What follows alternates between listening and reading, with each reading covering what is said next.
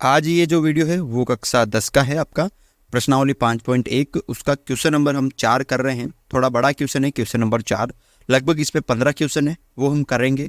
तो हमने 12 क्वेश्चन इसके कर लिए हैं।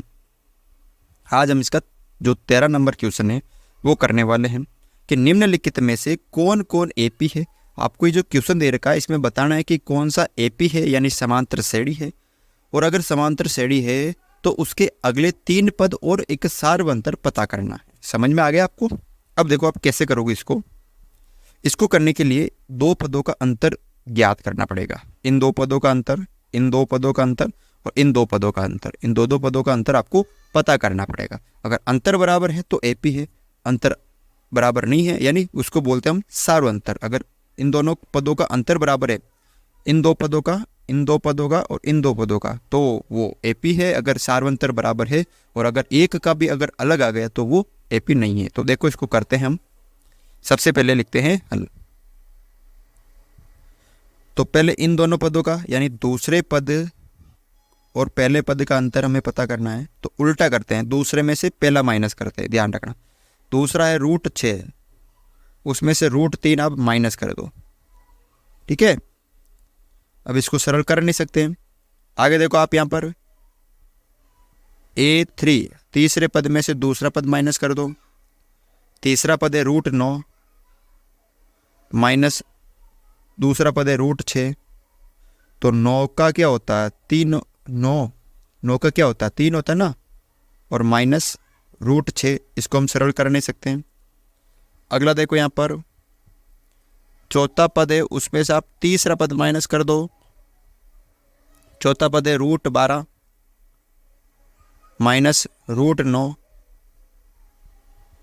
तो 12 जो है रूट को उसको हम लिख सकते हैं 2√3 माइनस 3, इसको हम सरल कर नहीं सकते हैं। देखो 2 पदों का अंतर जब हमने लिया तो सबका अंतर अलग अलग है, इसका मतलब ये एपी नहीं है। तो क्या लिखोगे? अतः यह एपी नहीं है। समझ में आ गया? अगला देखो 14 नंबर क्वेश्चन है, तो हल वही काम करना है। दूसरे पद में से पहला पद माइनस करते हैं पहले, तो A2 माइनस A1, तो दूसरा पद है यहाँ पर √3 का स्क्वायर और A1 है 1 का स्क्वायर। 3 का स्क्वायर हो गया 9 माइनस 1 का स्क्वायर 1, तो 8। ठीक है, इसी तरह तीसरे पद में से दूसरा माइनस करना है। A3 में से A2 माइनस करना है, तो A3 है 5 का स्क्वायर माइनस A2 है 3 का स्क्वायर। 5 का हो गया 25 और 3 का हो गया 9। 25 में से 9 गए तो आपके पास बचेंगे 16। इसी तरह चौथे पद में से तीसरा पद आपको माइनस करना है। चौथा पद है 7 का स्क्वायर और तीसरा पद है 5 का स्क्वायर। 7 का स्क्वायर हो गया 49 और 5 का हो गया 25, तो 49 में से 25 गए तो 24। क्या इन सब का अंतर बराबर है? नहीं, सबका अलग अलग है। अगर अंतर अलग अलग है तो ये एपी नहीं है।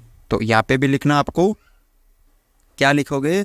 अतः ये एपी नहीं है, यानी ये समांतर श्रेणी नहीं है। समझ में आ गया?